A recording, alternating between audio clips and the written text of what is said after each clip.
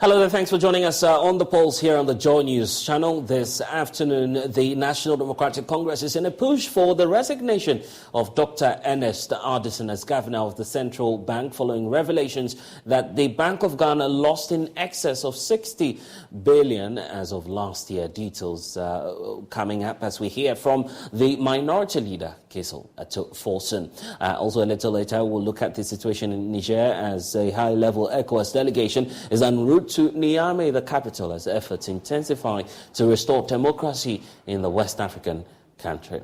Meanwhile, the Africa Workers Group, African Regional Organization of the International Trade Union Confederation, says a military action in Niger will not be necessary. We'll bring you details, plus get you some update on the controversies surrounding the Cecilia Dapar theft case for you. It's all coming up here on The Pulse, and it's a pleasure to be with you.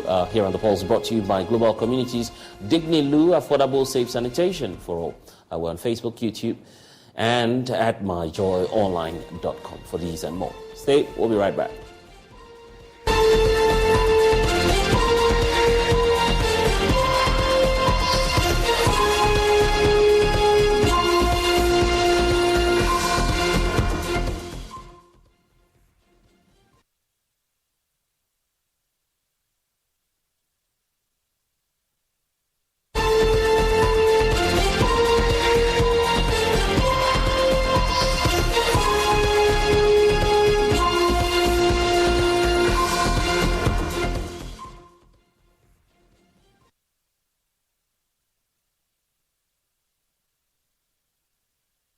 Thanks for joining us. This afternoon, the opposition National Democratic Congress and its caucus in Parliament is sending a fire the way of the Bank of Ghana Governor Dr. Ernest Addison for a recent report detailing severe losses made by the central bank, as we understand, in 2022.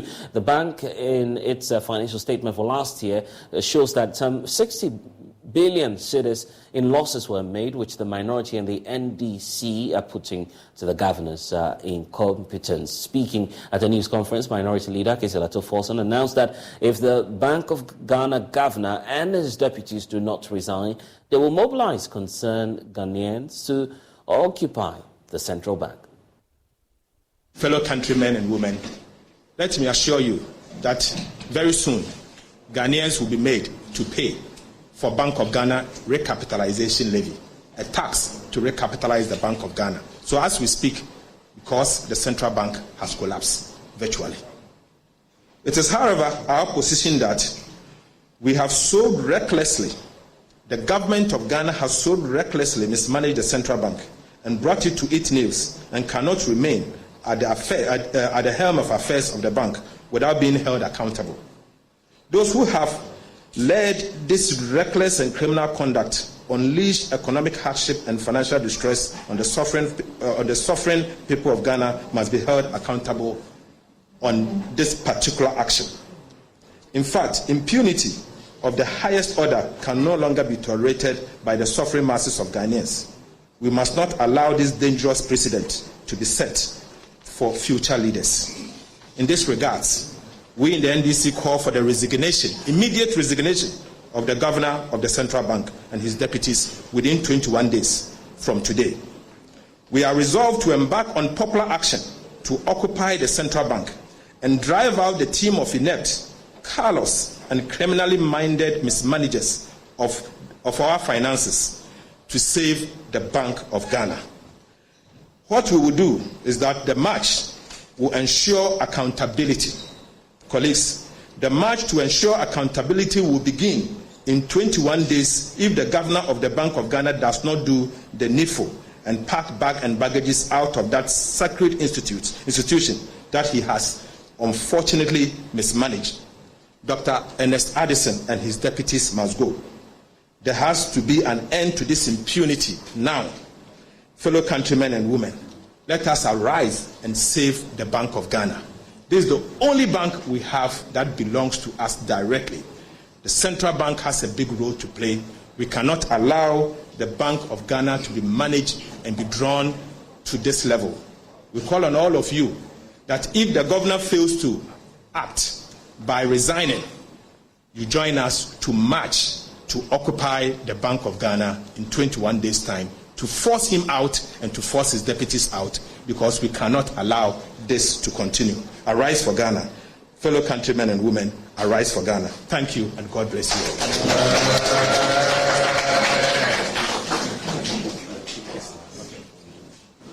Okay, so before we do our usual tree presentation, we will take questions. Excerpts of what transpired just a couple of minutes ago, where the Minority Leader, Dr. Kaysola Toforson, addressed the media on happenings and what they believe is their position on the story. There's a need for us to give you a breakdown of what the report actually indicates about the role of the Bank of Ghana and how it suffered a haircut amounting to the loss of some 60 billion. What's accounting for that? My colleague Kweku Asante is right there at the press conference for us. We have also joining us via Zoom, Elikem Kotoko, who is the Deputy National Organizer of the National Democratic Congress. It's good to have you on with us. My colleague Kweku Asante, also Isaac Ofieje, who's a data analyst at Joy News, is with us to help us break down the issues. We'll have Dr. Etiahini, who also wrote a research report on that, joining us to have a roundtable on this. Very quick one, Isaac, let's get to the breakdown. For many who are not in tune with what's happening now, let's look at where we are today and what the report actually says about the role of the Bank of Ghana in where we are today. First of all, what's the report and what's it saying about the Bank of Ghana? Bank of Ghana's financial statement for 2022 puts out an unprecedented figure where the Bank of Ghana suffered a loss close to more than 60 billion, Ghana cedis. If you do a simple, exchange rate calculation, or you convert to dollars, we are talking about $6 billion US. It is the first time the Bank of Ghana is posting such a huge loss, and it's all because Bank of Ghana, in a simple sense, was used as the shock absorber, or let's say, the scapegoats in the domestic debt exchange program. What's the dynamics in this, and how does it really work? Because we know that the central bank is not your client or customer to. Customer to banker relationship. Exactly. That's not what exists between, a client and the BOG. Not to talk even about the government and the central bank. So what's the dynamic and how does it work? So in simple terms, the Bank of Ghana is supposed to be the lender of last resort to commercial banks and, the government as well. So usually when we start the year and government has not been able to collect revenues pretty well, they fall on Bank of Ghana to raise, monies through bonds and other instruments so that they spend. And when they collect the monies in the first quarter or the second quarter, they pay back with interest. Right. Now remember that when we found ourselves in that COVID situation, Bank of Ghana came to help the government with about 10 billion Ghana cedis.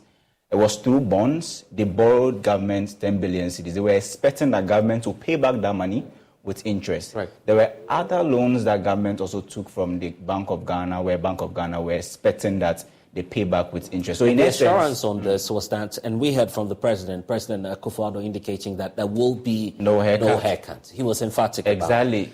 It's surprising that we're having this happen. Let's also hear from Kweku Asante, who's monitoring the press briefing by the NDC, because the NDC is making a demand now, Kweku, asking for the resignation of the central bank boss.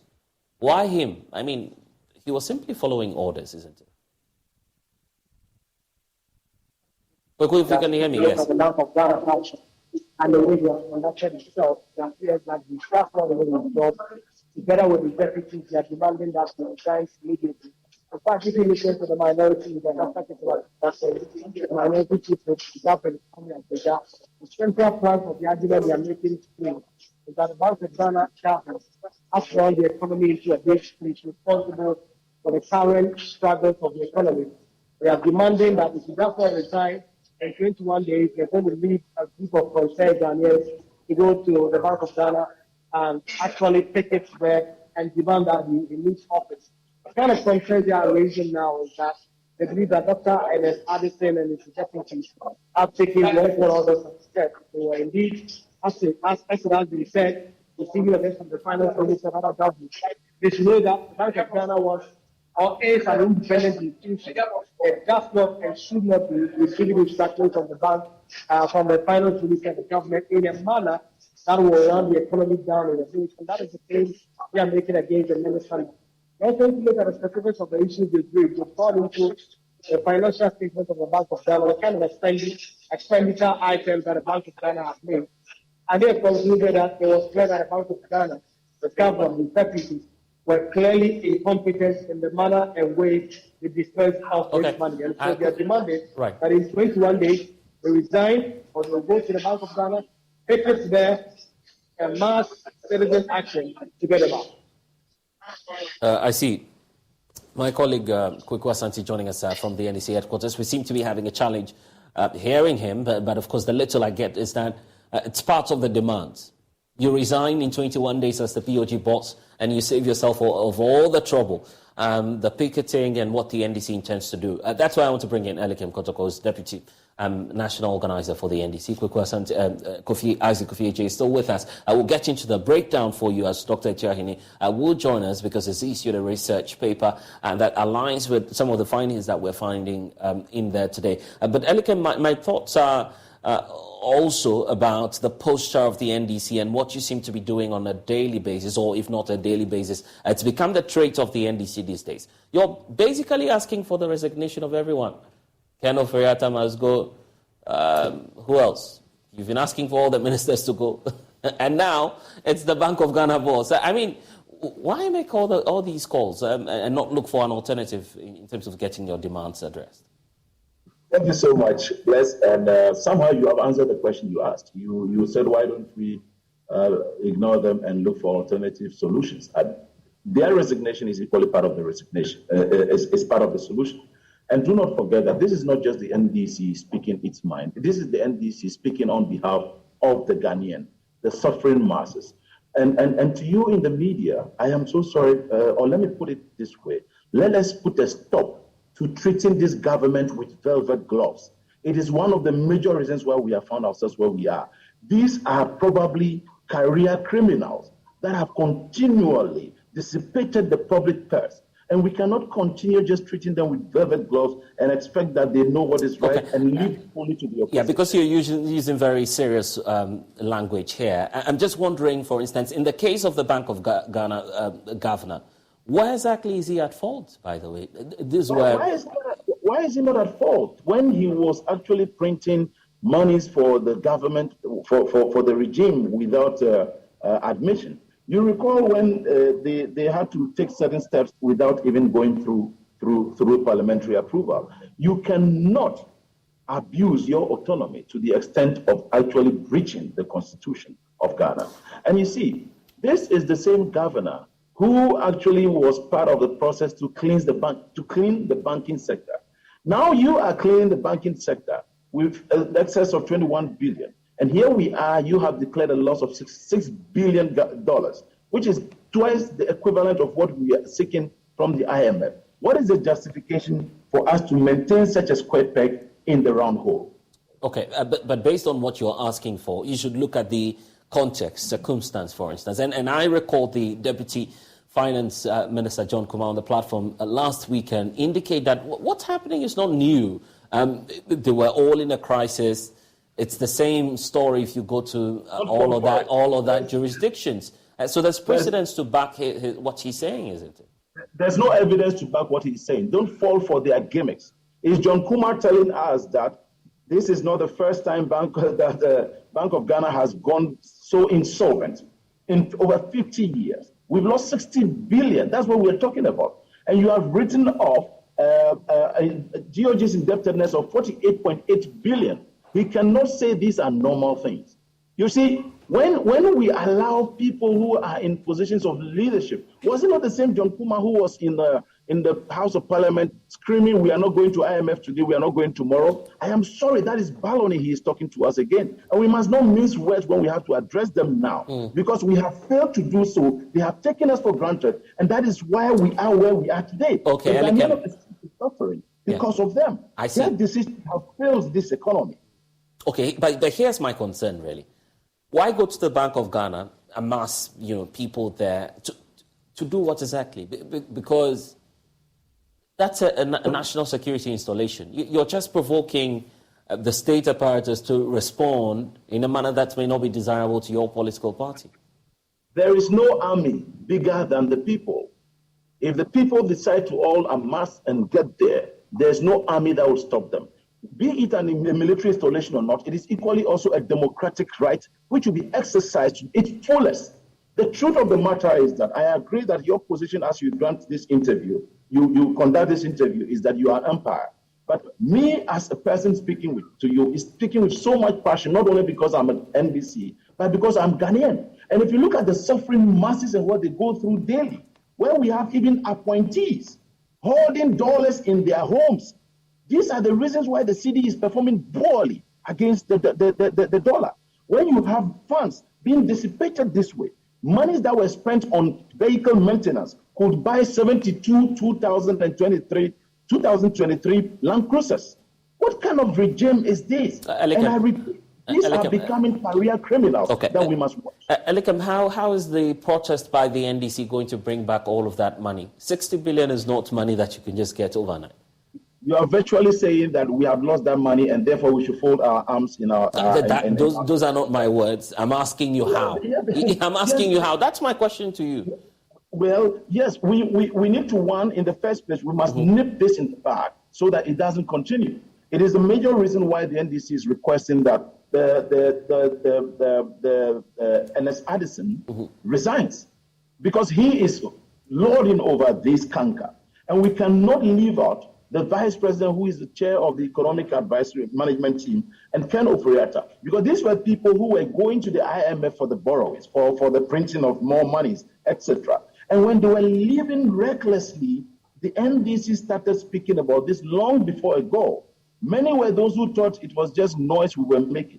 So you can tell now that this government is sitting on a can of worms. If they eventually get out of that place, it will be a miserable situation for Ghana. Well, these are your words. They're not backed by any evidence as of now, except to say that the only report we have is on the 60 billion. Let's be fair on that. Let's be fair on that. Yes. And that is what I'm speaking to. I'm telling you. But we can't speak about what's not there or what we haven't seen. What we've seen now is the 60 billion. I agree. Yes. So if we are talking of 60 billion loss, right, that is a total mess. That is a mess, and that is what I'm speaking of. 55.1 billion negative equity. It means the Bank of Ghana, which was actually cleaning and trying to clean up banks, is now insolvent by itself. That is evidence. That is truth.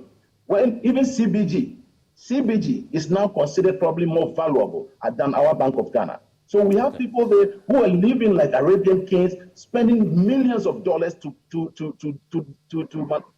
buy gold watches, to spend millions in the name of maintenance. 32 million was spent on communication expenses. You and I can tell what exactly they used that for. Look, there was serious recklessness in the administration of the Bank of Ghana. And this falls at the doorstep of the very people who are in position of leadership and this regime, which has caused that to happen. If the president didn't listen to you when you asked for the resignation of the finance minister, what's giving you hope that something will come of this? It's because the president is an example of a very bad leader. He will not listen to anybody and will only have his way.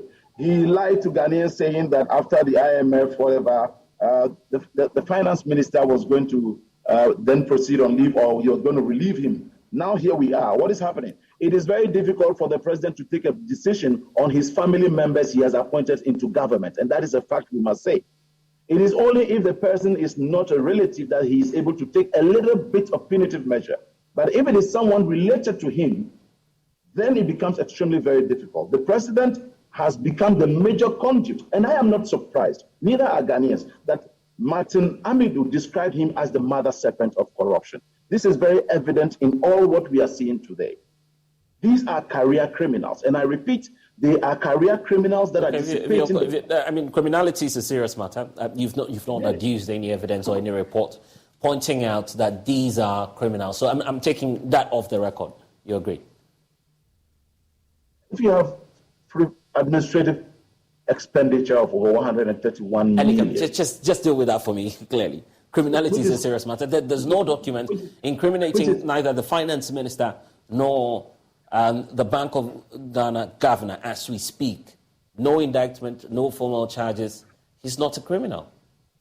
Well, that is my perception from all what I see. So I am telling you from my bird's eye view of what I am seeing. It looks like a grand criminal career group that is actually descending on the country's affairs and destroying it. I understand you, and I'm responsible for my words. But you see, it must be stated on authority that never in the history of Ghana has the Bank of Ghana ever registered such colossal amount of loss to the tune of $6 billion, which is twice the amount we are seeking from the IMF. Now, we have made 55.1 billion negative equity in loss, negativity in equity. That is making the Bank of Ghana insolvent. We have also borrowed recklessly. We've been printing anyhow. They denied it at a point and later on admitted that, yes, indeed, that was it. They were over-lending to government as well, too. And for them to have taken the decision to write off over 48.4 billion of GOG's, that is Government of Ghana's indebtedness, that alone is criminal. So when I tell you they are criminal career people, this is what I am standing on, because it is very criminal for you to actually decide to write off the Government of Ghana's indebtedness to the tune of almost 50 billion without going through Parliament. Failure to do so is criminal. And I hope you understand now. I get the point you're making, but it borders on the individual, and they may take you on for the comments you're making. That's precisely why I'm raising the point, and we need to state that clearly on this platform. I get you. Yes, so precisely. I'm stating it again clearly that the decision of the Bank of Ghana has made them all look like career criminals, because deciding to even write off 48.4 billion cedis of Government of Ghana's indebtedness without passing through the right procedures, such as going through Parliament, is criminal. Okay, I like the way you're using the word criminal, but in this circumstance, I'm repeating again that it's got to do with the individuals. No name has been mentioned. No one has been cited for any criminality. Are we on the same page on that? We are on the same page. The reason why I have not mentioned any name. Okay. Isaac, let's get to the data. I'll get to Elikem once more. But beyond this, why should we worry about the situation in which the Bank of Ghana finds itself now? Of course, the Bank of Ghana is supposed to be the lender of last resort, and it's supposed to perform what we call the moral suasion, where it has to whip all central banks to toe a certain line in terms of monetary policy and other fiscal measures. And so if you have the central bank, which is supposed to be the lender of last resort, hosting a loss of $6 billion US, which is twice the amount you're getting from the International Monetary Fund, and that should be worrying, because it's the same bank that gave out government money. It gave non-marketable, instrument of about 32 billion, hoping to get it plus interest. Marketable, instrument, which is the bond, 16 billion, cocoa bills, cocoa board, bonds about 4.7 billion, and others totaling close to 61 billion Ghana cedis. All of these monies have been rendered as loss, and Bank of Ghana may not get it back in any form. I want us to do this exercise, carry out an exercise by telling the viewer how this money and its absence, by extension, has a possible effect on the economy, i.e. where we find ourselves today.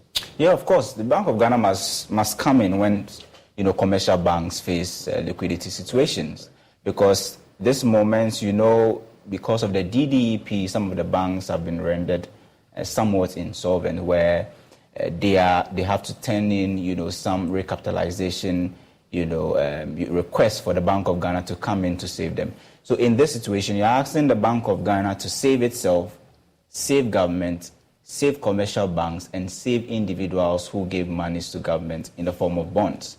Now, as a consumer or as a business person out there, mind you, Bank of Ghana is supposed to lend to commercial banks who will then lend to you.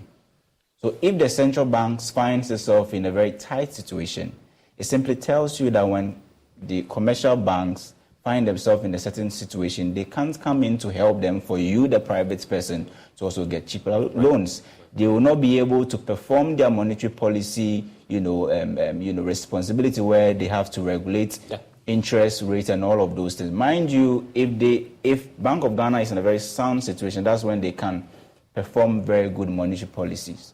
where it will affect businesses. You can go to the bank. And so we agree, and we all agree that they found themselves in this space. How is it, and let's get to the individuals. That's where I'm interested in, if not by names, by portfolio. How is the management of the central bank involved in what's going on here? Are there any expenditure lines and items that are likely, jeopardizing the situation and making it worse off, if not for this haircut? Well, exactly. The central bank, when they were giving out the monies to government, I'm not sure they thought of it that there was going to be a time that there's going to be what we call domestic debt exchange program, where they had to write off some of the loans they gave to government. Like any bank will give loans to an individual, that is the same way the Bank of Ghana also gave loans to the government, hoping that governments could come back and pay later on. And there's nothing wrong with the central bank helping, the government in terms of their expenditure, funding their expenditure and all of those. But if you do it beyond a certain level, then it becomes problematic. Because Bank of Ghana was expecting that this money that they've given to you, you pay it back so that they use it for other things. Yeah. And because we find ourselves in a situation where we did not have foreign liquidity, we needed to go for an IMF program. And one of the conditions was that if you find yourself in a debt situation which is unsustainable, then you have to restructure your debt, whether at the domestic level or at the external level, before we give you the liquidity support. Bank of Ghana did not think about restructuring of debt when they gave out 10 billion cedis to government to fund COVID expenditure. They did not think about restructuring when they gave extra 6 billion cedis to government to perform other responsibilities. They never thought of all of those things. There's one research paper pending, and that's where I'll get back to you, Isaac, on about what the findings are and possibly what we're looking at in terms of the academic research or probe into all of this. But let me wrap up with you, Elikem, the way forward. And you are a political party, don't forget the NDC. You must, and by extension, that's what you claim you stand for as a political party, contribute to national development. The question is, what alternatives are you suggesting as a political party to resolve this crisis? See, it is just that leadership has failed to stay true to what power is. This regime has failed to be very transparent, to be accountable to the people of Ghana. Each time we ask questions, their usual answers. Either go to court, or do this, or do that, in a very arrogant posturing. And from the president down to even the cleaner in the regime, there has always been a certain posturing of arrogance. It is what has brought us where we are today. Then the unfortunate tolerance, too much tolerance of these by many. And that is why I have said to you, and I'm pleading with you in the media also, that we have treated this regime with too much velvet gloves, which makes them feel very pampered and continue to do anything and everything they wish, and that we will talk about it, and after that, the matter will die down. It is why one of the first steps we are asking is for the governor to step down in 21 days. If not, if he doesn't do that, then the second step will be to make sure that we mount the pressure that will be required for all Ghanaians who are concerned and worried, who are suffering while these people are enjoying and plunging us into the mess, to all mass up at the premise of the central bank. Then other actions will follow. This, for the last time, will actually be done unabated. If the NDC believes that the economy is worse off, that's playing to your political advantage. Why not wait till next year for an election? At least you could demonstrate that indeed you have the capable hands to handle the economy. The NDC is the only alternative. However, we are not an opportunist political party who would actually sacrifice the health, the well-being of the Ghanaian and say that things are hard, times are tough, people are dying, people's bonds are not being paid, the economy is struggling, and therefore we should jubilate. No, the very Ghanaians who will even vote for us will be suffering. What if they cannot live up to 2024? So we are speaking today, not only because we are NDC, but because we are Ghanaians. So we are Ghanaians wearing the NDC cloth. So as I speak with you, I speak to you first because the first reason for granting me this interview is because I'm a Ghanaian. Then the second is because I belong to a party that is opposition. And so we should always have that in mind, that every person who belongs to a political party is equally also a Ghanaian. And I speak to you as a Ghanaian who is passionate. I speak as a youth who feels very disappointed that the numerous people out there are suffering whilst a few are enjoying and are conducting themselves even in criminalities. It is the more reason why I repeat, these are career criminals. Okay, I wonder who you're referring to. I don't know about that. So we'll have that conversation later on. Thank you, Elikem, for spending some time with us. A criminal day, as Elikem is calling it. But for us, we're just looking at the figures. Yeah. That's what we're concerned about. So let's wrap up with this research, which is also out, which appears to be in line with what it is that some other reports are pointing out at the Bank of Ghana. Who are the authors of this research, and what are some of the possible findings? So this research paper was put together by Dr. Richmond Etuaine and his colleague Frimpong. And Mr. Frimpong, they actually point out that the Bank of Ghana was more or less used as the shock absorber in the just ended domestic debt exchange program, in fact, the first round.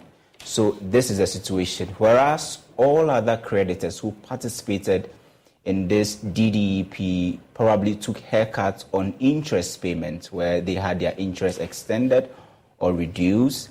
Bank of Ghana was the only entity that suffered haircuts on principal and on interest. So in essence, Bank of Ghana took haircuts on the principal and interest as well. So that is the reason why Bank of Ghana posted this huge or humongous loss of about 61 billion Ghana cedis that we're talking about. So the research paper was very clear that because of this huge deficit or loss, Bank of Ghana is going to face serious challenges in performing some of its monetary policy duties, and then also, Bank of Ghana will not be as credible as it used to be based on the findings of the research paper and the fact that the lender of last resort looks like it needs recapitalization. Okay, here's the point. Even more than its commercial Is the Bank of Ghana out of option, or options, if I should use that word, in terms of what they could do, how they can't avert it now, they can just manage the risk associated with it. What are the possible scenarios that we can look at in terms of the cushion that the central bank may want to follow? Well, funny enough, they already have a helper, which is the IMF, which has already come in to promise a support of $3 billion, which is coming in tranches. Yeah. So just like the way commercial banks will fall on, Bank of Ghana also is more or less falling on the IMF and the World Bank as the lender of last resort. So they have an option. But the only string attached is that Bank of Ghana will now have to perform what we call the 0% financing. The liberty with which they used to sponsor or fund government expenditure in 2021, 2022, they are not going to have that same freedom again. They are going to be, supervised strictly by the World Bank and then the IMF. But if you ask me if they have options, the only option they have on the table right now is the IMF and the World Bank's, support. Isaac Ofeje, data analyst here at Chinese. There's some more that we need to look at, Isaac, because this afternoon as well, when it's learned, there's a high-level ECOWAS mission which is headed to Niger today as the community's effort at restoring democracy in the country continues. ECOWAS gave the military junta in Niger up to last Sunday to relinquish power and to restore the former president, failing which there will be some action in terms of deployment of military troops to the area. The deadline has since elapsed and no action has been announced so far. Speaking last night on PM Express, the ECOWAS Commissioner for Political Affairs, Ambassador Dr. Abdel Fattah Musa, announced that the high-powered delegation will be in Niger today to continue efforts at convincing the military regime to relinquish power. ECOWAS has an array of tools in its arsenal as far as our fight to restore constitutional order in the region goes. So we have to exhaust all these, tools in our toolbox. And the first of them, like we said, has been the subtle diplomacy that has been going on. We have deployed missions there. we have not actually had any joy yet, even as the deadline for the release of President Bazoum and the restoration of constitutional order, were passing. We were still insisting on the mediation angle of it. Tomorrow, I am joining a team from the UN, from ECOWAS, and then from the African Union to go back to Niger, to go and continue with this diplomatic work that we are doing. In the meantime, the chiefs of defense staff met in a 2-day planning meeting to develop a comprehensive, something like an intervention roadmap, for the ECOWAS intervention in Mali. So that also has been concluded. So what is next? And I think that was your question. On Thursday, the heads of state are going to meet, and they are going to be accompanied by their chiefs of defense staff during the ECOWAS summit.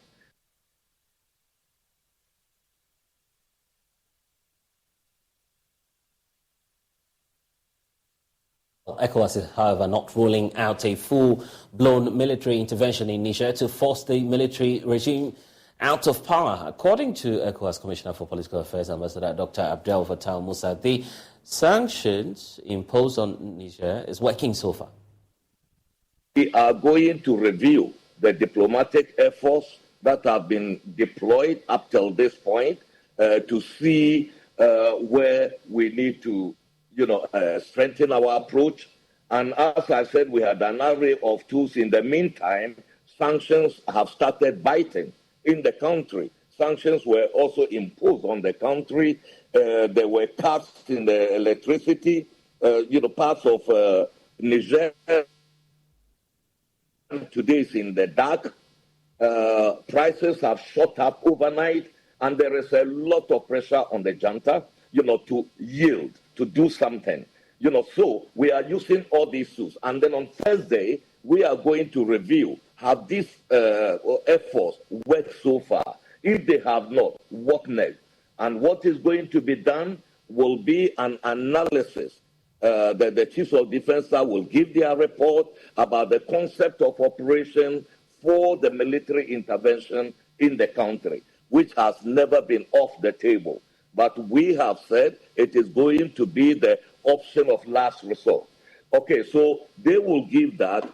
The member states will confirm their contribution of elements, whether contingency-owned equipment, how many troops, and other things, to try and then finalize that, also, and then also to review all other options, and also to decide on if we are going to intervene militarily, when and where.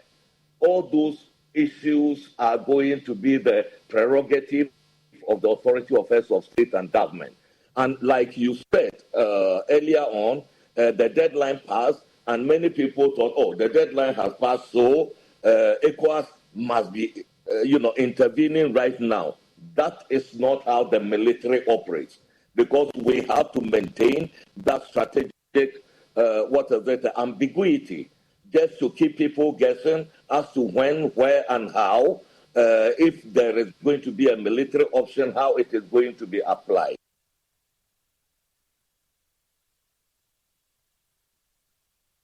We know that in the last few hours, as is indicated, a lot of reactions have been coming up, and the African Regional Organization of International Trade Union Confederation has issued a statement asking the regional body ECOWAS and the AU to hasten slowly with their plans to use force to push out the military regime in Niger. Let's get to it in terms of what it is that the content says about this very military deployment. It indicates, first of all, that the Africa Regional Organization of the International Trade Union Confederation, the ITUC Africa, is condemning and condemned earlier the unconstitutional and undemocratic change of power in Niger, which occurred on the 26th of July when the Presidential Guard of the country declared martial law after deposing the president. We reiterate our commitment to constitutionality and democracy. However, We are worried by the Economic Community of West African States, ECOWAS ultimatum to and the threat to intervene militarily to restore the deposed president to power. We wish to state categorically and unambiguously that the African workers reject a military option in solving the political impasse in Niger. We call on ECOWAS, rather than mobilizing for military development, to engineer and engage in a robust and swift diplomatic and political move to resolve the crisis. And the statement continues to indicate that they are observing the security situation in the Sahel region in the past years and will definitely coming. So what do Ghanaians think about the potential ECOWAS military intervention in Niger, which includes Ghanaian soldiers? Because the defense minister confirmed that Ghana is willing to. John News has been speaking to some of your counterparts, if I may say, Ghanaians here on the streets of Accra. Really be some backlash, Some of the threats, are being directed to some of the ECOWAS member countries from these French countries, So we have to be very, very careful. And it's a very easy thing for them to take advantage of the situation and start looking towards Nigeria, Ghana, and other countries. The steps that ECOWAS is taking is truly misplaced. It is not something that Africa or Africans should support. I'm not in support of, this ECOWAS intrusion on the land. In as much as Nigeria is connected to Ghana, definitely so what happens to Nigeria, what happens to ECOWAS basically affects Ghanaians. So if you want to send military personnel or troops to go and then counter their decision, then it implies that Ghana also supports how the country is being governed. And you know how other countries also see Ghana, that our president is not governing as well. You have fire in your backyard, put it off before you come to us. So I think we should act professionally, try to have bilateral talks, professional talks, diplomatic talks. We also need to do our homework well, because what is happening, if you listen to the explanation being given by the military junta, you realize that they have a point. Ghana can be affected by going to fight against the leader or the military people who are in charge of the affair for now. They could be affected because it's some people's country. That is what they have chosen to go. Once they have gotten supporters over there, people are supporting what they have done. No, they can victimize. We have people over there, Ghanaians are there. So if they go, they should not forget that we have Ghanaians over there. So if Ghanaians are there and they're going to fight, probably killing innocent people over there, they can revenge by going around looking for those West African countries that are going to fight against them, look for their citizens. Also, so in one way or the other, we are being affected indirectly. The ECOWAS Union or ECOWAS states should find a way to actually find or make peace amicably rather than sending soldiers. And we know the Russians are also supporting the Nigerians. And then if that will be the case, we can't win this case. So let's take our time and solve this thing before sending our troops over there. No. For my view, Diana should not to support, because what is happening in Niger is also happening here. So if we are not care what is happening in Niger, it will come to Ghana. People, they are also facing like the economy very tough. Then that's why they overthrown their president. So Ghana, we are facing the same thing. If you are working, things are not going well for you. So we also need to throw our president away. So there's no need Ghanaian armies to go and support the Niger people, their ECOWAS. If Ghana support, that means the same thing needs to happen in Ghana here.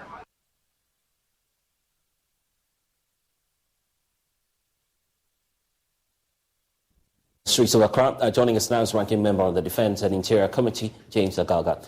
Thank you, sir, for spending some time with us. You must be concerned, definitely, on the Interior Committee, knowing that the possibility of what's happening outside could affect the stability here within. What's the recommendation, first of all, on how our president should deal with this matter, and also, going forward, what ECOWAS should be doing?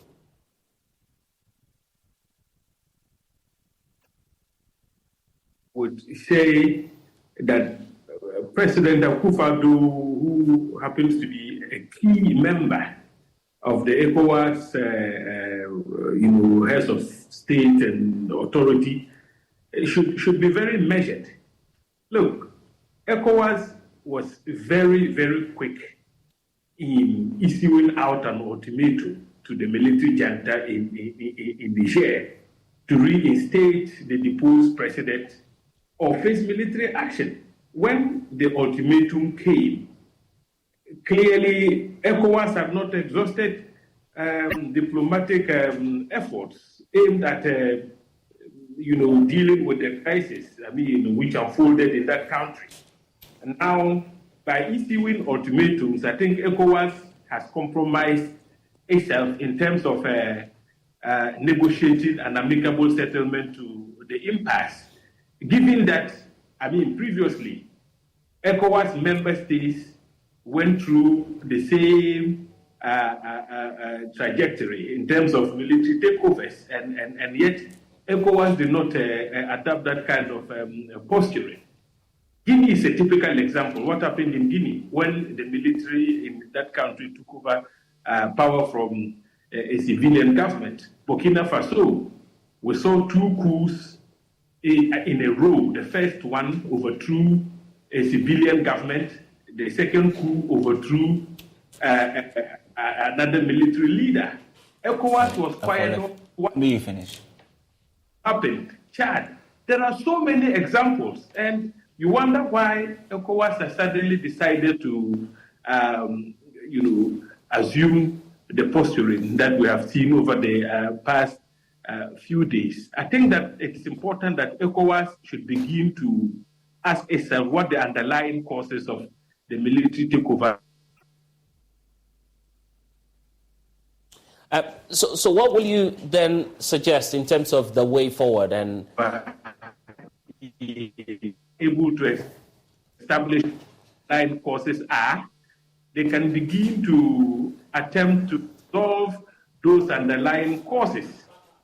But if they sit back and allow the militaries within the sub-region to overthrow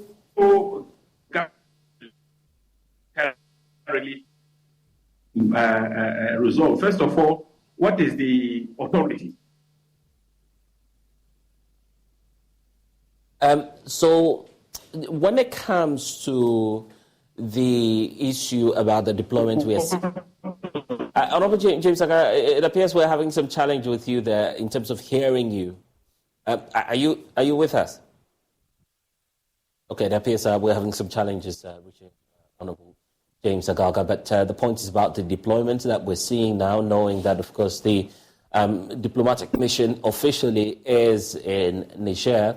We're also reading of this report that's also coming through that some solidarity deployment is being done by the military regimes in Mali and the others. We're yet to confirm that. But let's go back to Honorable James Agaga, who's also the ranking on the Interior and Defence Committee of Parliament. And you were just talking there about the deployment that's about to be made. I was speaking to the Defence Minister somewhere about a week ago, indicating to us that Ghana is ready to contribute troops. And you say that will not be a good move? First of all, the Minister for Defence must understand that the Parliament of Ghana has not granted any approval for Ghana to contribute troops to an ECOWAS intervention force in Mali. They must understand that for Ghana to contribute troops, for Ghana to partake in any military intervention in the Republic of Niger, the people of this country, represented by its parliament, must authorize such a deployment. As far as I know, the Minister for Defense has not tabled any ECOWAS resolution warranting Ghana to partake in contributing troops to intervene militarily. Not support, is that the point, that you would not support, parliamentarily speaking, you will not support any move to deploy the troops? Honorable James Agaga, I'm just asking if you would not support. Insofar as there is no UN, I will not support the move. I will not. And the reasons are not far-fetched. First of all, as we speak, there is no legal basis in the Republic of Niger. There is no legal basis. And international law, I mean, the only body that can authorize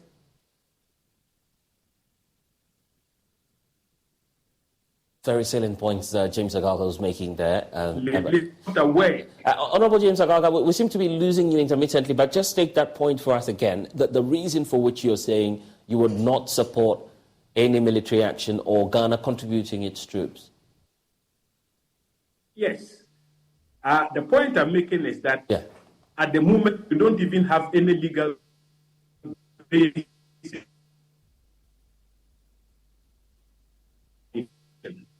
mandated under international law to authorize the use of force. To authorize the use of is the UN Security Council.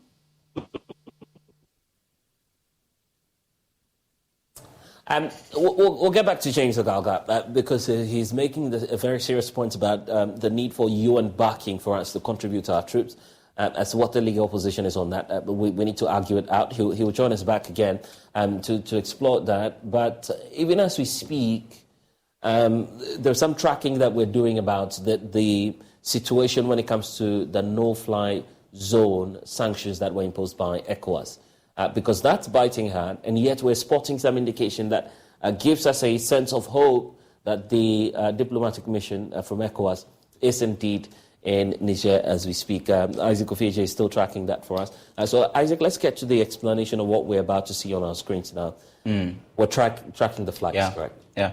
So the airspace was closed on Sunday, where no airline or no plane was supposed to land in Niger from any part of the other countries.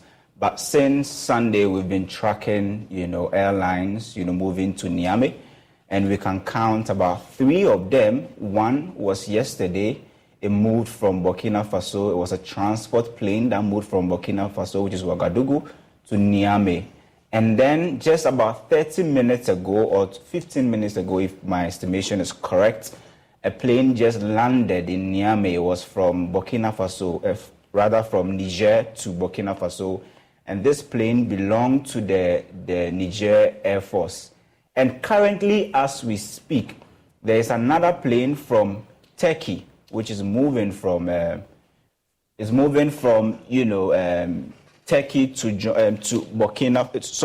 Niamey.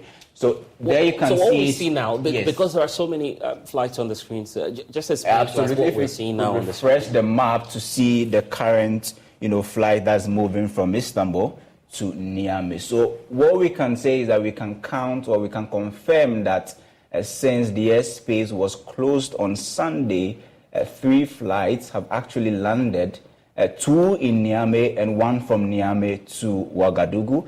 So although the airspace has been closed, you can see some, transport movement between Burkina Faso and Niger, and then also between Niger and then Turkey. And what is happening is that the neighboring countries that could have used Niger as a short route to travel will now have to redirect most of their flights. So, for instance, Nigeria can no longer fly over Niger. They have to use another route, whether to use Ghana or another place.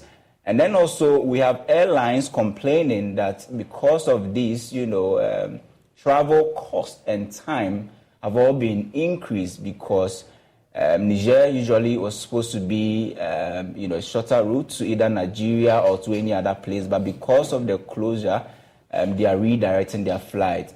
And most of the flights are being redirected to Mali. That's why on the map you see a lot of planes moving either to Mali or out of Mali. But you do not see any plane coming to Niger. But per what I'm tracking right now, there's a plane from Istanbul heading towards Niamey. And this belongs to the Turkish airline. So it's moving from Istanbul. Niamey. Okay, so we need to explain that this is a live situation that we're seeing right now. And apologies, we are not able to bring you all of the details now, but that's just to give you a sense of what's happening. Quite an isolated area now, if you look at it in terms of what's happening. So most of the flights appear to be adhering with the no-fly zone sanction that was imposed by ECOWAS. A meeting is underway. Will be happening actually on Thursday, where the heads of state will decide on what happens next. But understand the Honourable James Agaga is back on Zoom with us. Apologies, Honourable, because we lost you earlier when you were making the point about the Parliament of Ghana not backing the military deployment of our Ghanaian armed forces joining the ECOMOG or ECOWAS troops, if we may term them as such. What's your reasoning for that? Point that at the moment there is no legal basis for what the ECOWAS authority of heads of state and government want to do. The ultimatum to reinstate or Bazoum or face military action has no legal basis. And I made the point that, look, the only authority or body authorized to give its consent or approval for the use of force is the UN Security Council. But as we speak, I am not aware of any such decision by the UN Security Council to authorize the use of force against the Republic of Niger, because internally there has been a coup which toppled a civilian elected administration.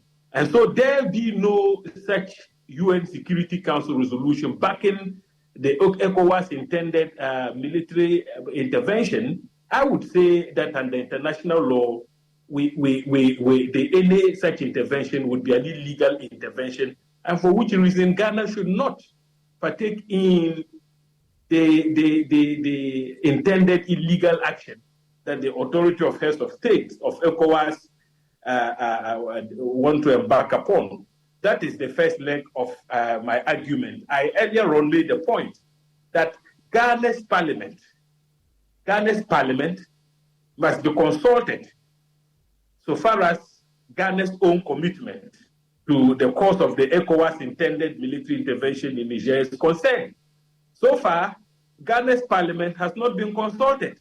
And I'm saying this on authority. The approval of parliament has not been sought for Ghana to deploy boots in the Republic of Niger. And so I think the Minister for Defense must be reminded here that he has an obligation to seek parliamentary approval before Ghana can participate in any military intervention on foreign soil.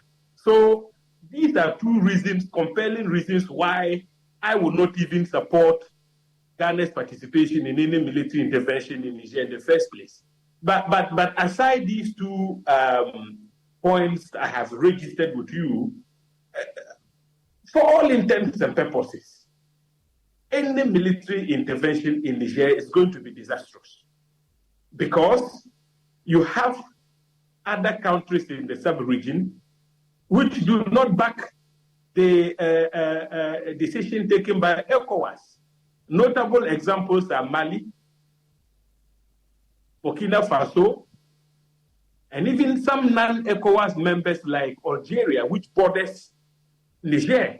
And so the question to ask is, in the event of military intervention, can the Republic of Niger solicit the support of those countries that don't back intervention in Niamey or Niger?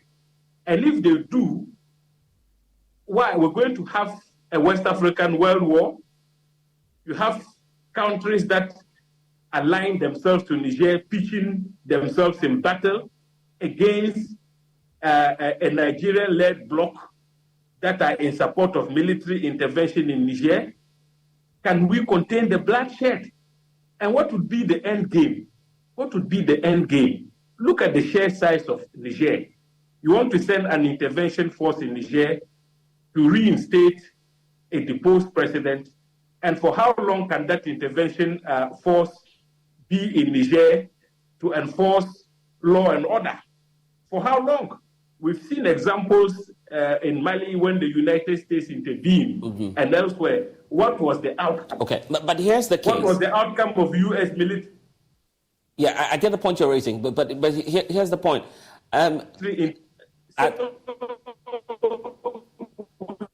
Okay, we seem to be having a challenge there with Honourable James Agalga, who appears to be explaining what's happening. And Honourable, just one more time. Let's try if we'll see if the lines will be stable. I was just about pointing you to the minutes on the last summit that was held. President Akufo-Addo was there, according to the records. He was present. He endorsed the position. So that's our position by extension as a country.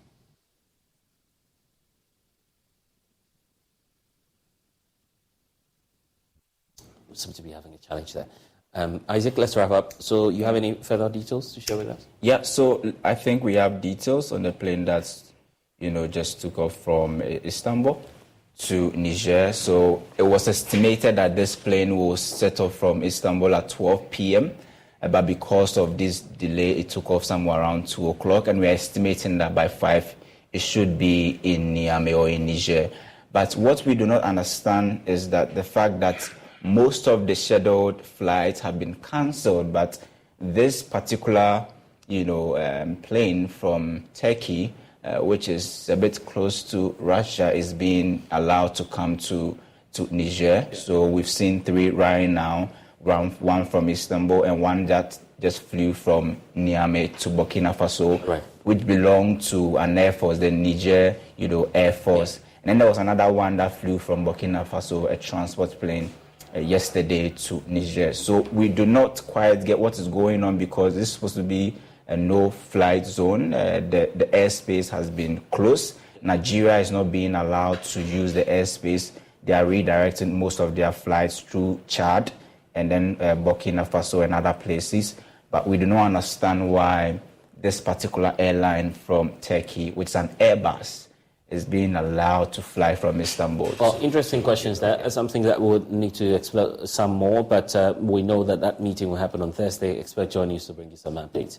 We're taking a break here on The Pulse. When we get back, we'll get you some updates on the embattled Cecilia Dapat and what has become of the case. Please stay.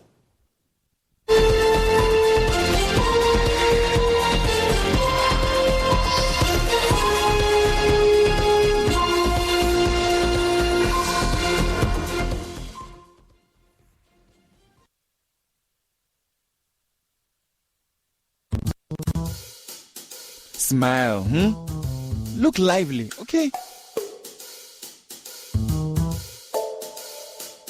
Smile, smile.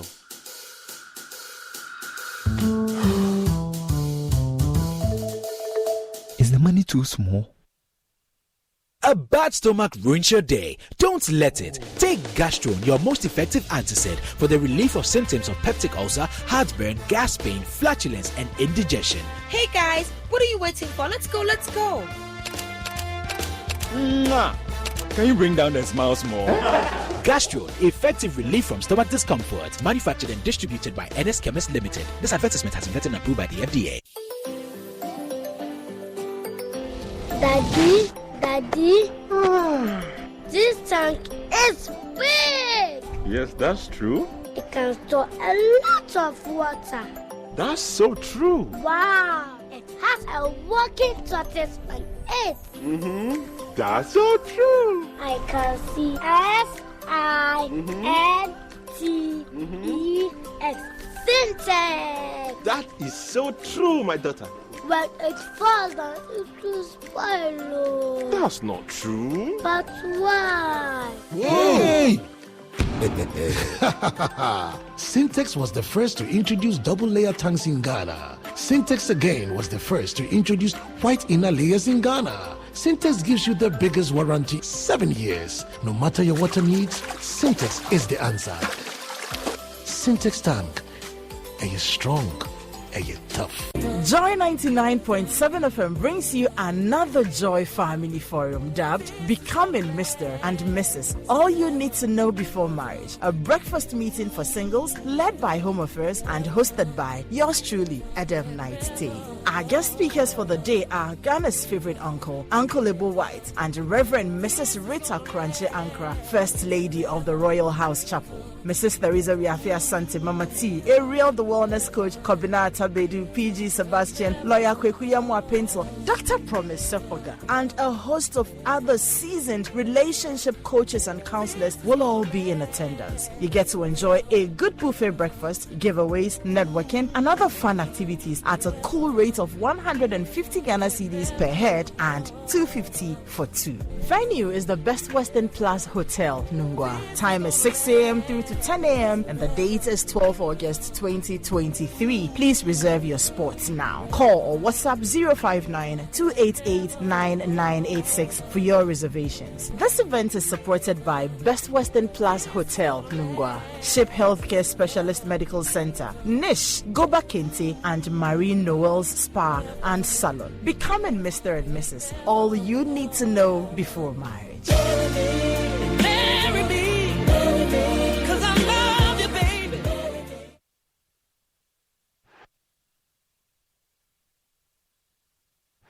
It's the Premier League, all on DSTV. All the goals, clashes, and moments. All of Rashford, Salah, and Saka. Their start is getting better and better. All in the language of your choice, all in HD. Available on all these bouquets to choose from. To watch on all these devices. Get DSTV with an HD decoder plus 1 month compact for 299 CDs. It's the Premier League, all on DSTV.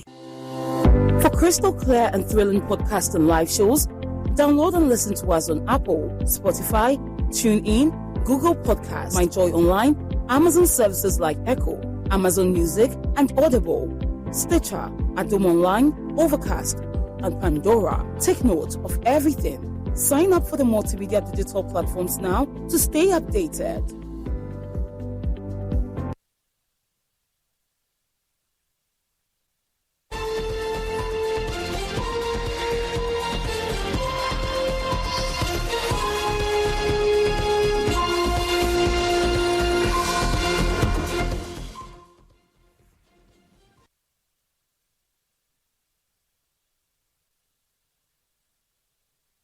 And you're welcome back. Father of Patience Boche, one of the accused persons standing trial in the case of alleged stolen money belonging to the former sanitation minister, has been discharged by the court. This was after the prosecution amended its charge sheets in court Tuesday. The amended charge sheet actually now has 7 accused persons, including the 2 lactating mothers that we're hearing of.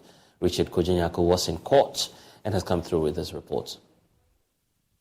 So 5 accused persons were initially put before the court, but the prosecution indicated that they are amending the charge sheet, and so they amended the charge sheet to include others they have arrested. They, however, did not include the father of Patience Boche, and so the father goes free for now. Now the prosecution's case is that they need more time to conduct their investigations, because after the last agenda they have been able to arrest 2 more persons. They retrieved 2 Honda Acura vehicles valued at 600,000 Ghana cedis. They have also located 4 houses, and so on the basis of that, a lot needs to be uncovered, and so the court should grant them more time. But the argument for the accused persons is that they have been in police custody for 1 month already, and some of them are lactating mothers. 2 of them, in fact, they are lactating mothers where the children have to be brought to the police custody for them to be given breast milk, and so it doesn't augur well for the development of the child. It denies the children of bonding with their mother, and so based on that, the court should grant them some bail. And the court, based on that, decided to grant bail to the 2 lactating mothers and urged other accused persons to make a formal application for the bail. So the case has been adjourned to the 22nd of August 2023. Lawyer for 3 of the accused persons has been explaining what happened in court. So their pleas have not been taken, and prosecution opposed the bail application, given the reason that they have not finished with their investigation and they are still ongoing, carrying on investigations.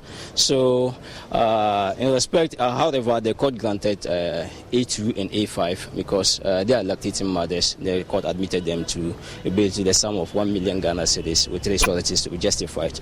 And the court further ordered that we filed a formal application for bail to be moved on the 22nd. I'm representing A5, A6 and A7. From the courts, my name is Richard Kwejenya Akun for Joy News.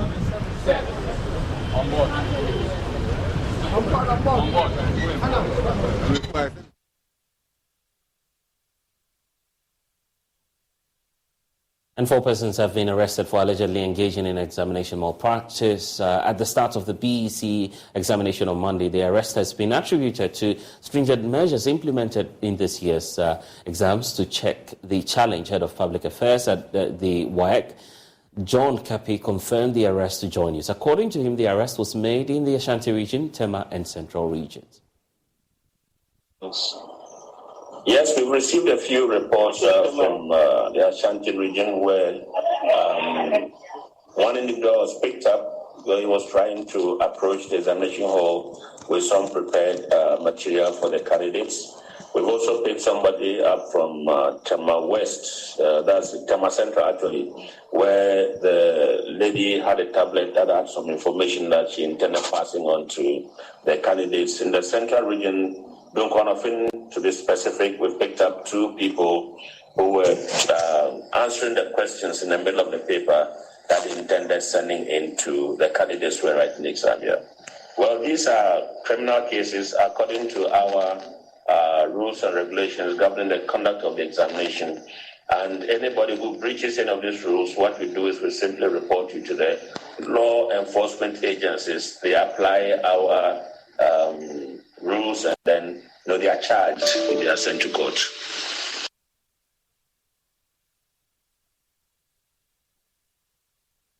Now, the council is also deploying drones to deliver exam papers in some hard-to-reach communities. PC candidates in the sector from Plains, for instance, got their papers by drone services. John Ghartey is the head of PR at WAEC. He tells us more about the rationale behind this new strategy. You're speaking to Benis Abubedu earlier on News Desk. We received information that the road between Atibubu and the Setre Afram Plains was not more travel because, of course, we're in the rainy season and there was no way that we could have gone there. The canoes that were being used there were, nothing to write home about. So we chose to use the drone services, and that has worked for us. Well, so far we have just one school, Anyinofi, SDA, GHS. That is where we are using the drone to transport the question papers to. We have intensified our monitoring system across all the centers in the country. We are using the National Investigative Bureau. We have also some police personnel who are helping. We have the WAEC officers who are deployed to every part of the country. And then we also have some specially recruited personnel that the council has recruited, and these are also being used across the country. We have reports of some, let me call them flashpoints or malpractice-prone areas, and in those areas we have intensified our monitoring to ensure that sanity prevails at all the centers where the examinations are being taken. Well, let's now bring you to Accra, where my colleague Jacqueline Yeboah has been in one of the centers here in Accra. There's more in this report. Today is day 2 of the Basic Education Certificate examination, and currently I am at St. Paul's Lutheran School, where we have about 10 schools in here, and the candidates here are 148. So I'm here to talk to the students as to how their first paper for the day went. So how was the paper for you today? It was great. No issues? No. What is that one question that you were expecting that actually came? The reproductive system. I was quite, how do we say it? I was expecting that question. I learned it throughout this, the time we were supposed to write the examination. I read and read because I saw that it was confirmed. So when I saw it, I was so happy. But I couldn't show it. Okay. All right, what about you? I was expecting density. Okay. But it didn't come. It didn't come. But earlier you said everything was okay for you. Because I knew the rest, so everything was great. Okay, so I'm still here at Lutheran School with students from Agri Memorial, and with me I also have the head boy of the school. How was the paper, your third paper? How was it? It was very good. I experienced a lot today. Share some with that. What did you experience? Like, the papers were somehow difficult, somehow easy. Yeah. Oh, it was great. It was great. It was great. Yeah. Are you sure? Yeah. You didn't encounter any issues? For me, the questions are too cheap for me. The questions are too cheap? Oh, too cheap. Okay. So how well are you preparing for the next paper? I'm really prepared. I'm prepared. I've been learning day and night, so I'm ready for the next one. It was fantabulous. Fantabulous. Okay. The questions that you were expecting, did they come through? Simple. Like what my science teacher taught me this morning, almost half of the questions came. So I give thanks to him. You don't give thanks to God, but you give thanks to your science teacher. God is first, but my teacher is second. You understand it, right? It was very normal and it was very good, just like normal exams. It wasn't difficult. What paper was it? Integrated science. Okay. And what about you? How was it? Same. It was like normal examination. Right, so the first day when you started, was there any fears and all that? Yeah, there was. But how did you overcome it? When I saw the way the questions were, and I was like, oh, this is like normal examination, so it's okay. It was fine. Fine? Yes. And did you encounter any issues and all that? No. No? Yes. How well are you preparing for the next paper? I'm praying that I'll go and learn what I have to learn and what I will expect to come. That's what I'll be learning. Well, it went good though. Any issues? The way you said though, it means there's something there. Well, before we started the papers, the invigilators were very straight, like, they scared. Yeah, we were very nervous, but as time goes on, they told us we should come, we'll be able to write it. So, by the grace of Allah, we were able to face any challenge over there. It was very good, but unfortunately, it was good, bad. But it was nice. Good, bad. What? Give us more details. What was bad? For the question one, it was compulsory. But for the other ones, you have to choose only 4. But for the 4, I wasn't able to do all, so I answered only 2. So I would say it wasn't good for me. It is very interesting. And I hope that by the end of the paper, I'll get a good result. And the paper, if not have a confidence or you not have something, or, you have to learn before you can make it. If you are waiting for God to make, maybe God to help you, God help those who help themselves. It was good because I myself here, and what I learned didn't come. And when I went there... What did you learn that didn't come? I learned the digestive system, and how you labor it. That's what I learned. And my hope was that it would come, but it didn't come. So to me, the exams wasn't good. Today it wasn't all that good for you. All right. What school do you want to go to? Laboni. What about you? Laboni. What about you? Oh, me. I'll go to Armed Forces. Yeah. All right. Anyways, I wish you all the best. We just heard from the students who are writing their BEC here at St. Paul's Lutheran Schools, where we have about 10 schools here, and we could hear from the students how today's paper was. For Joy News, Jacqueline Ansuma Yeboah. Well, let's take you to the Ashanti region now, where Emmanuel Bright Kwaku reports a female candidate was prevented by her husband from sitting the examination. Interesting developments. It's however unclear the reason for the husband's decision, as officials of the Ghana National Association in the Ashanti region are taking up that charge to investigate the matter. Let's get more from Emmanuel Bright Kwaku, who's joining us with more. Emmanuel, what more do we know about this development? All right, so Blessed, During my monitoring this morning, I went to some of the centers in Yasokori Mampong and then Oforiko municipalities where I engaged some of the supervisors over there. When I went, fortunately, I met some officials from the Ghana National Association of Teachers going around to monitor how the exam is being conducted at the various centers. So I tried engaging one of them. So when I engaged one of them, he told me that so far with the observations, especially with absenteeism, they are recording quite a number of them at some of the centers. And so they inquired from the supervisors over there what could be the reason for this actual case.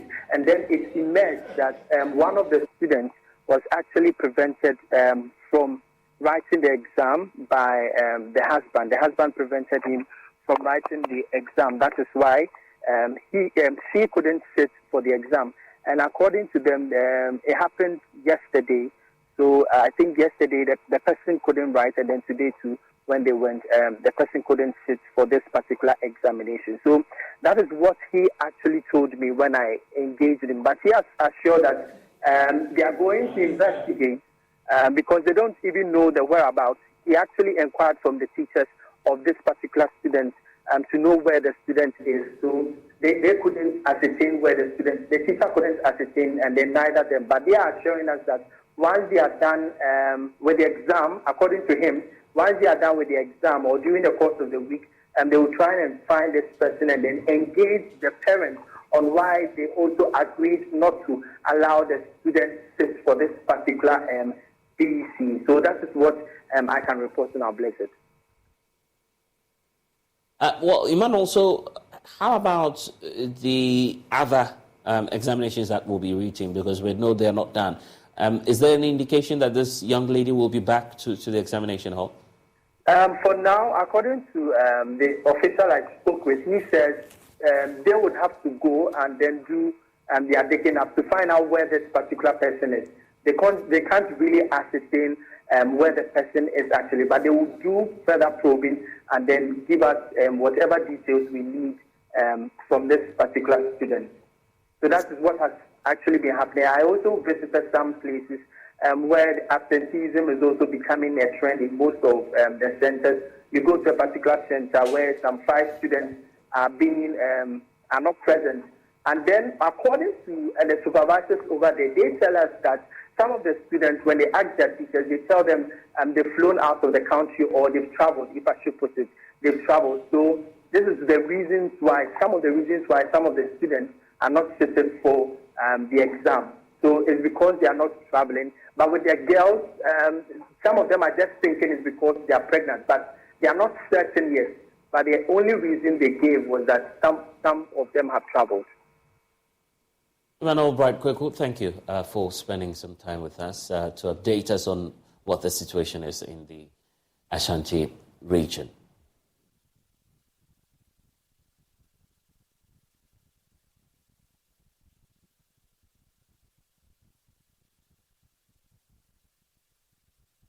And thanks for staying with us here on The Pulse. We have a bit of an update on the situation in the Republic of Niger for you, because earlier we were indicating that there's a deployment from ECOWAS, a mission to actually tackle the challenges in the country, but there's a correspondence that we have excerpts of indicating that there's a response coming through from the Ministry of Foreign Affairs and Cooperation of the Republic of Niger, which is indicating that it presents its compliments to the resident representative of the Economic Community of West African States, ECOWAS in Niamey. It goes ahead to say that it has the honor to acknowledge the receipt of a correspondence which was dated August 6, 2023, relating to the arrival in Niamey on August 8, which is today, by a special flight chartered by the United Nations of a joint mission from ECOWAS and the United Nations and the African Union. The ministry points out that following the sanctions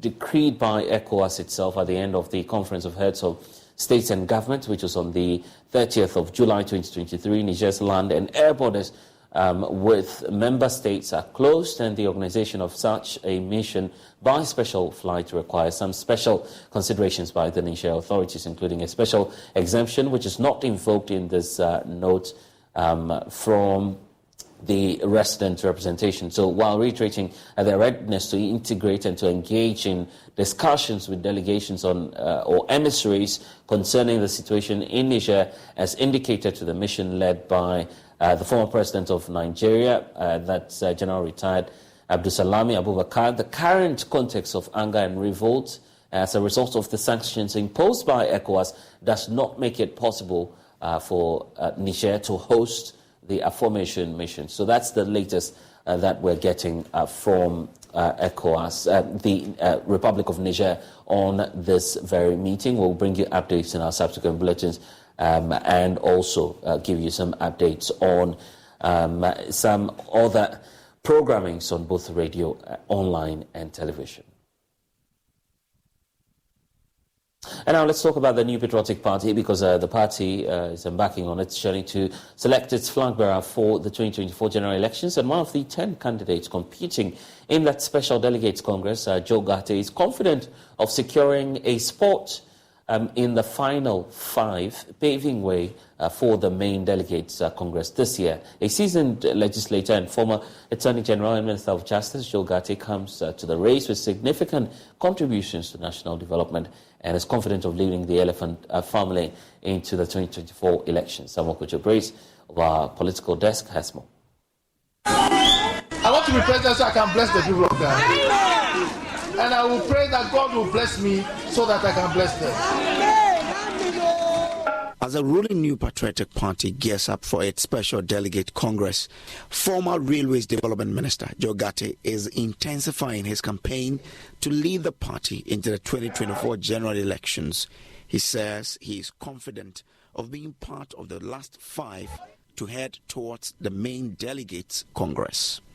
But be rest assured that God willing, I said, be rest assured as God willing, as long as the sun rises and the sun sets, when we vote for the Special Delegates Congress, Joe Ghartey will be among the first 5. During his tenure as a railways minister, he played a pivotal role in the construction of the railway line from Tema to Mpakadan, featuring a steel bridge over the Volta Lake, enhancing connectivity and trade opportunities for the nation. He says his background has equipped him with a deep understanding of the country's developmental needs. In fact, everything that I've seen, everything that happened when I traveled for the past 5 days, everything that has happened to me since I joined this party in 1992 and set the party, has convinced me beyond reasonable doubt that I am prepared for this time, a time such as this, when we need a man such as me to rule the country and bring blessings to God. He believes his extensive experience and strong track record make him a compelling choice to represent the NPP in the 2024 general elections and serving as a source of inspiration for millions around the world. I'm going to spend my time thinking about the fact that a teacher's son from nowhere has become president. I'm going to spend my time thinking about the hope it will give to people, to millions of people, millions of Ghanaians who come from homes such as mine. Somebody whose father died when he was 6 can have the audacity of hope. Without education, where would I be? I'll think about how somebody has been through public service for so long. I'll think about how God has prepared me for the occasion. I'm ready to go. I'm totally ready to go. That is what I think about every day, not about another thing. With a focus on inclusive policies and developmental strategies, he envisions a future where every Ghanaian can benefit from the nation's growth and progress. We will transform this nation. We together will transform this nation. We shall take this nation to the next level. Everything that my hand has touched, by God's grace, has been blessed. As someone with experience in the NPP Flagbearer Race, the Esikado Keten legislator has a message for the delegates. The message to the delegates is that their candidate is Joe Ghartey. I'll be coming to them. I've gone to some of them. I'll be coming to each of them. And I want to assure them that by the time they finish listening to me, they'll come to the conclusion that there's one candidate, and his name is Joe Ghartey. Joe Ghartey's bid to become the NPP's flag bearer is not merely a personal aspiration, but a commitment to serve his party and his country with renewed vigor.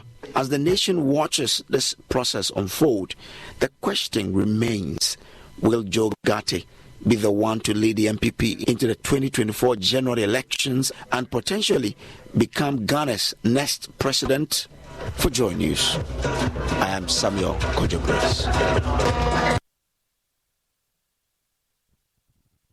And you can't disrespect me and expect me to join your campaign, words of the Deputy Railway Development Minister, Kweku Asante Boateng, to the camp of the Vice President, Dr. Mahmoud Bawumia, as he expresses his dissatisfaction at some of the members of the camp blatantly stabbed him during a campaign to visit some constituencies in the Asante-Achim area. The Member of Parliament for the Asante-Achim South constituency says he is hurt by the actions of Bawumia's camp, who saw him as an outlier. He has thus announced his loyalty to former Trade and Industry Minister Alan Kojo-Kyerematen, describing him as a brother. Emmanuel Bright Kweku has been following the Adrosu campaign tour in the Ashanti region and filed this report.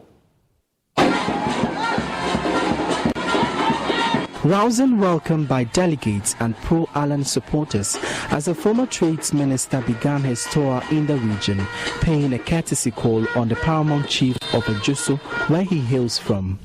Nana Afrani Okese IV blessed the flag-bearer hopeful, throwing a challenge to his detractors over Mr. Kyerematen's victory in the upcoming party elections.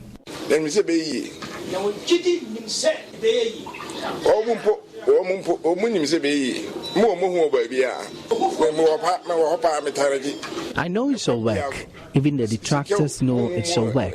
I'm solidly behind him in everything. The goals are behind him. You can bet over this.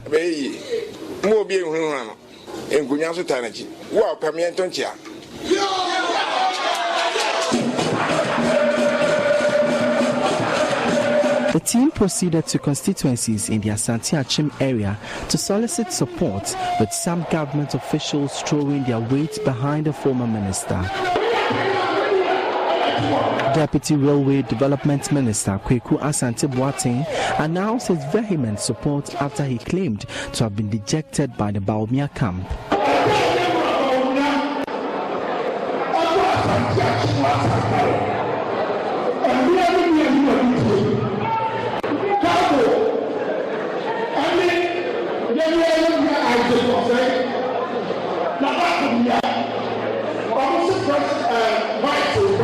When Vice President Bawumia came to Sankari, we decided to go welcome him and some members of his team. None of them greeted me when I extended a handshake.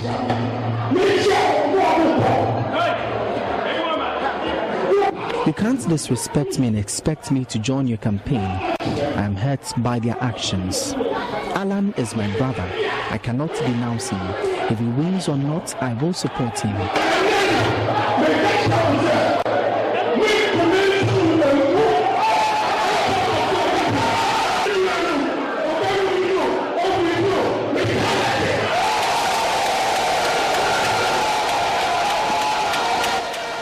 The group headed to the constituencies in the Kumewu area and made a final stop at Adrosu. Mr. Kyerematen touted his achievement to the delegate, indicating that he is the man to wield more votes from the Ashanti and Volta regions to aid a landslide win in the upcoming general elections. Volta region, I don't think you'll be NDC. Volta region. Now what NDC force about Volta region? The NDC has more voters in the Volta region. Vote for someone who can reduce their numbers there. Jerry Rawlings has been the favorite of the Voltarians, but they told me I am their new favorite after Rawlings died. Anyone godfather.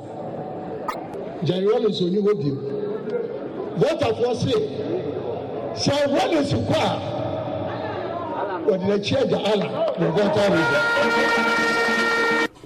On the first day, the former minister visited 8 out of the 47 constituencies and is expected to complete his tour in the Ashanti region within 6 days. For Joy News, my name is Emmanuel Bright Kweku. And 35-year-old alleged fugitive and pedophile is standing trial at the Wasakit court over 11 counts of sexually assaulting 12 minors. The accused, who is a popular master of ceremony for Islamic marriages, is alleged to have committed the act at his house and in the bush and gave the 10 Ghana cedis with a promise of giving them opportunity to dance in public whenever he is doing his MC duties for weddings. Joy News' Upper West regional correspondent Rafiq Salam has more. It is a case of public interest, and residents of Wa trunk and flooded the forecourt of the Wa Circuit Court, spilling into the streets few times, blocking vehicular traffic. 35-year-old popular local master of ceremony for weddings, Rashid Ahmed, better known by his fans as Anata, faces 11 counts of sexual assault at the Wa Circuit Court.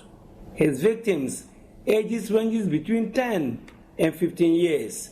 The alleged sexual assault read at the court took place between 2021 and 2023. Wearing blue-black Muslim prayer gown over multicolored slippers, he was handcuffed at the back, sandwiched by uniformed and plainclothes policemen, and taken to the court. He was motionless, wore a frown, and clattered his teeth as the facts of all 11 counts were read to him. Anata denied the offenses during investigation and his caution statement. Most of the alleged sexual assault took place at his house at Adabia, a suburb of Wa, and the rest in a bush where they leaned on his motorbike for the amorous and beastly act. In most of the cases, the accused gave his victim 10 Ghana cedis and a promise of giving opportunity to dance at marriage ceremonies where he will serve as the master of ceremony. Principal State Attorney at the Attorney General's Department, lawyer Saeed Abdul Shakur, who was leading the prosecution, prayed to the court for the accused to be remanded into police custody to enable them finish with their investigation. Lawyer Saeed Abdul Shakur also told the court, because of the charged atmosphere outside the court, coupled with the public interest in the case, the accused should be kept behind bars for his own safety. He is a flight risk. Somebody who has left the jurisdiction before, we cannot be sure he will not escape. Considering the gravity of the offenses and the punishment that is likely to be meted out if he is convicted, we are talking about a minimum of 8 years and a maximum of 25 years for each of the counts. If we succeed in our case, he might be going in for a long time. So if the court allow him on bail, we might be left holding the cheeky end of the stick. We might not get him to trial. And we also say that it is in his own interest, because the anger, you can gauge the anger in society. You can reach out to it. You can see that people are hungry. For over 15 years of practice as a lawyer here, I've never seen this number of persons in court before. And this is the first time I've seen almost the entire society at court. If such a person is turned loose, we might not even get him to try, because people might take the law into their own hands. The presiding judge, His Honor Jonathan Abugo, granted the wish of the prosecutors and remanded the accused into police custody and to reappear Monday, 4th of August. And that's all we have for you in this package of the polls. I'm Blessed Sugan. Log on to myjoyonline.com. We have stories there for you, including the story relating to the Bank of Ghana Governor, Dr. Ernest Addison, where the NDC is threatening and asking for his resignation, else they'll march to the headquarters of the BHU in 21 days. Thanks for your time. Next is Let's Talk Showbiz. Thanks for watching.